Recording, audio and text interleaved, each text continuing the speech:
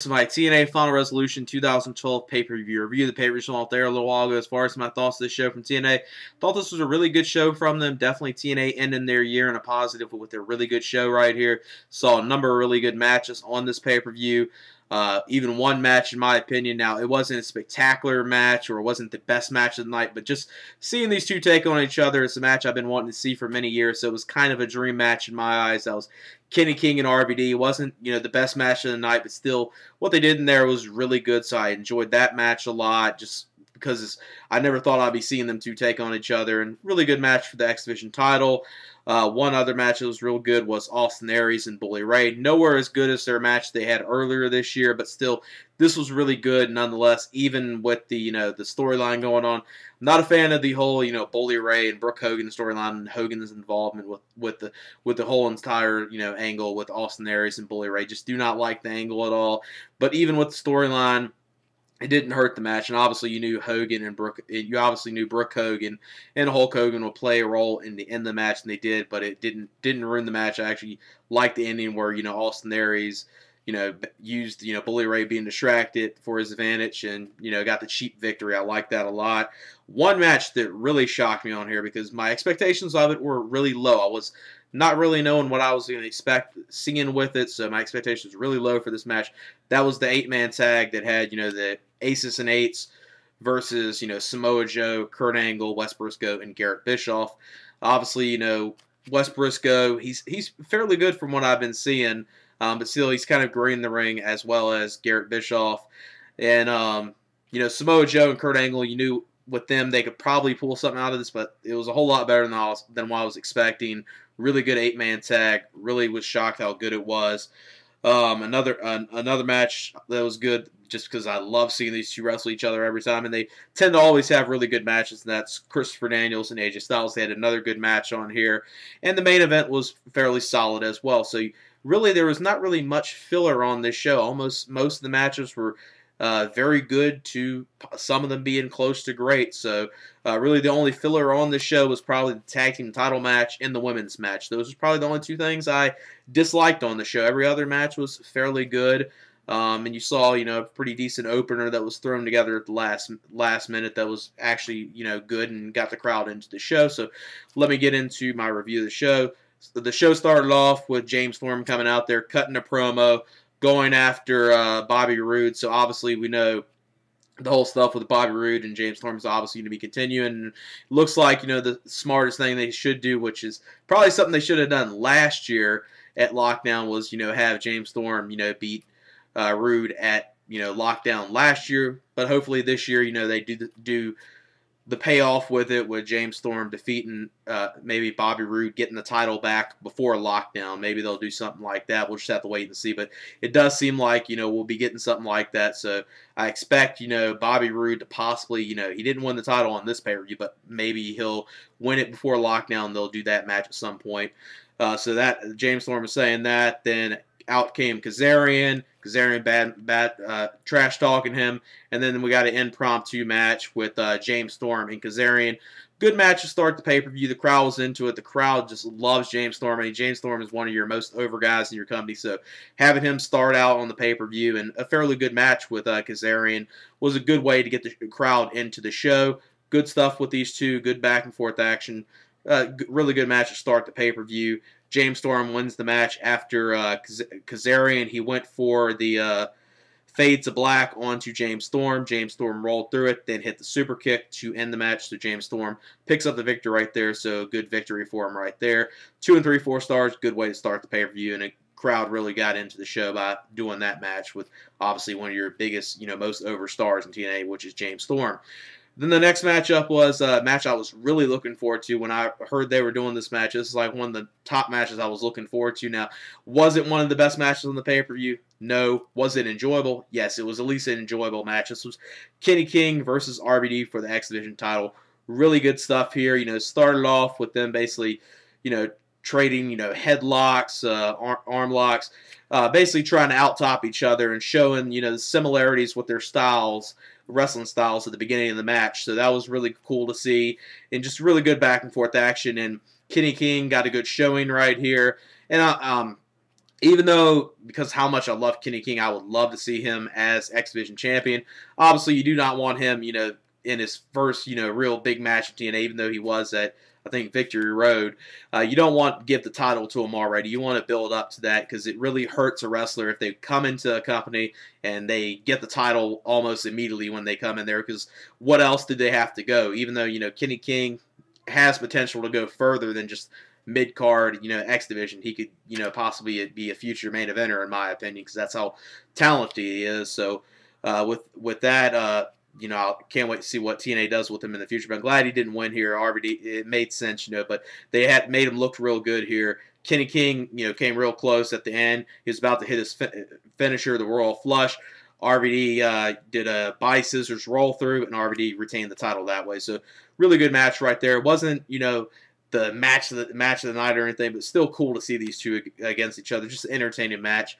3 and 1/4 stars. Then the next matchup was Chavo, Guerrero, and Hernandez versus Joey Ryan and Matt Morgan. Now, Joey Ryan and Matt Morgan really do not have that good of a chemistry. They're not, a good pair for a tag team, in my opinion. Whereas Hernandez and Chavo Guerrero are great as a tag team, because Hernandez was not doing anything before this pairing with Chavo Guerrero. And the last thing I want to see Chavo Guerrero doing is being a singles competitor, going for the X Division title, or God forbid, even being pushed even further than that. So this is a good thing for him to do. And they have very good chemistry, and they're a good tag team. And thankfully, they did retain the title. The ending was a little bullshit, in my opinion. The ending came via disqualification when Chavo Guerrero, he hit the frog splash onto Joey Ryan. Then outside the ring, Matt Morgan pulled the ref out, so the match ends and via disqualification. So Matt Morgan and Joey Ryan lose via disqualification, and obviously, since match ended via disqualification, obviously Chavo Guerrero and Hernandez are still the tag team champions. Looks like we'll probably be seeing these two teams take on each other again, especially the post-match stuff that happened with Matt Morgan slamming Chavo Guerrero into the ring post, then Hernandez knocking down Matt Morgan, jumping over the top rope. So I don't think this is the last time we'll be seeing these two teams take on each other. So obviously this feud will probably continue. Then the next matchup was Austin Aries and Bully Ray. This match, nowhere as good as the match we've seen earlier this year and a few other encounters they've had. Those matches were much better, but this was still good nonetheless, even with the storyline. Storyline's the one thing I really hated about this. The whole thing with Brooke Hogan and Bully Ray and all that. I just do not like the angle. It's just terrible in my opinion, but still a good match. Obviously, you knew Brooke Hogan will play a role in the match, and she did.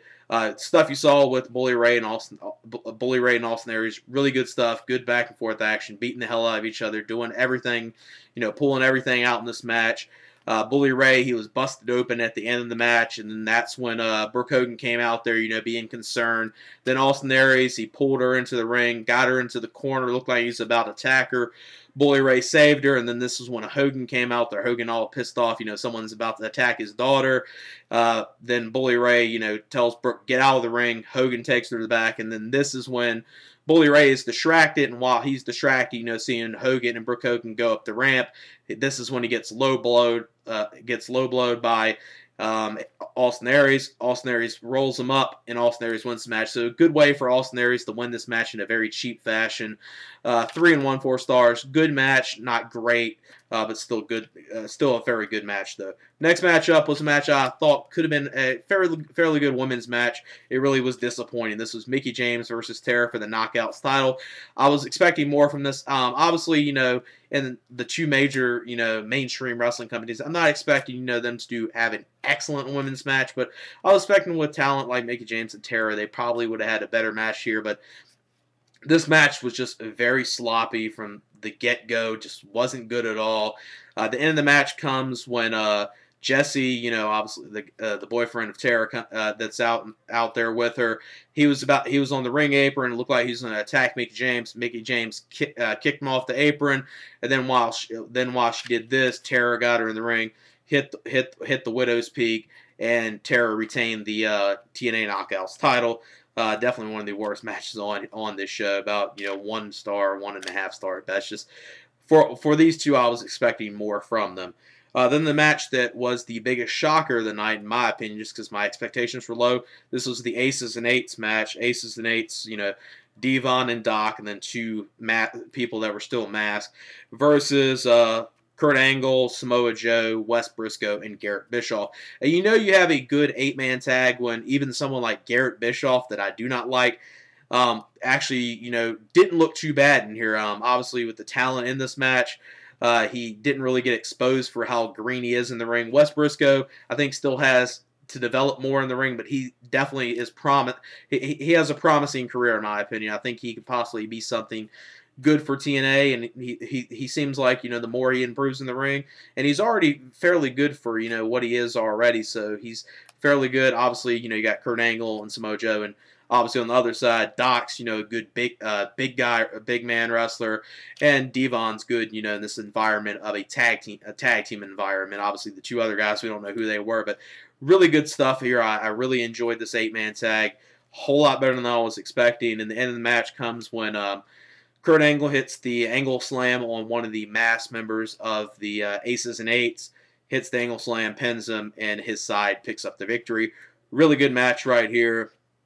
I would say about 3 1/4 stars, maybe even 3.5 stars, because it was really entertaining 8-man tag, much better than what I was expecting it to be. Then the next matchup, now when these two take on each other, Christopher Daniels and AJ Styles, I always love whenever they take on each other. I've probably seen almost every encounter they've took, every match they probably have taken on each other, you know, from the indies, you know, from every indie company you probably can think of. So I've seen these two people, I don't know how many times, take on each other, and they really have never disappointed. This was really good match right here. This is probably one of their better matches in a long time, in my opinion, Christopher Daniels and AJ Styles. Some of their matches recently, as much as I like seeing both of them, some of their matches, you know, recently last year or so, have been not as good as what their past encounters was. This was really good, though. You saw some great stuff in here.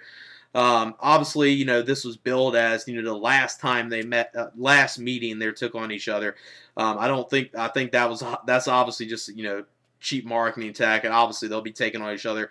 And I wouldn't be shocked if we see them take on each other next month, or if we see them take on each other in some tag match or something, because of the way the match ended. You know, AJ Styles, he hit a Styles Clash.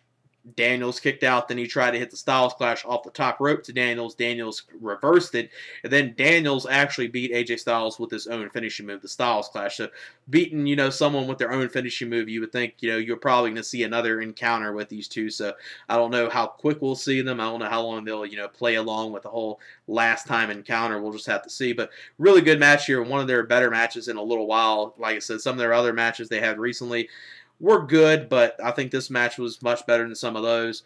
3.5 stars, maybe even 3 3/4 stars. Probably one of the best matches of the night. Then the main event was Jeff Hardy versus Bobby Roode for the TNA title. Solid main event, you know, not a spectacular match, but still good. And I liked, you know, the stuff at the end of the match. You know, they possibly knew some good stuff with Aces and Eights that they did at the end of the match that I liked. The stuff with Jeff Hardy and Roode was pretty good in here. Fairly enjoyable match. Not, you know, something I would write home about and say it's a spectacular match, but a good, solid main event that they had with each other. And I like the end of the match because it goes in with the whole storyline with the Aces and Eights, and everyone thinking, you know, Roode has a role into this, because at the end of the match, you see the members of the Aces and Eights come out, stare at the ring, and Roode's, you know, distracting the ref, you know, basically pointing to them, hey, come in the ring, help me, you know, get the title here. And they never came in the ring to help him. And, you know, and Roode was getting pissed off about this and said, why aren't you coming in here? Why are you not doing this? And then after this, Roode gets hit with the Twist of Fate. Jeff Hardy retains the title. And then they come in and beat down Jeff Hardy. So they beat down Jeff Hardy, and it looks like they're not going to beat down Roode.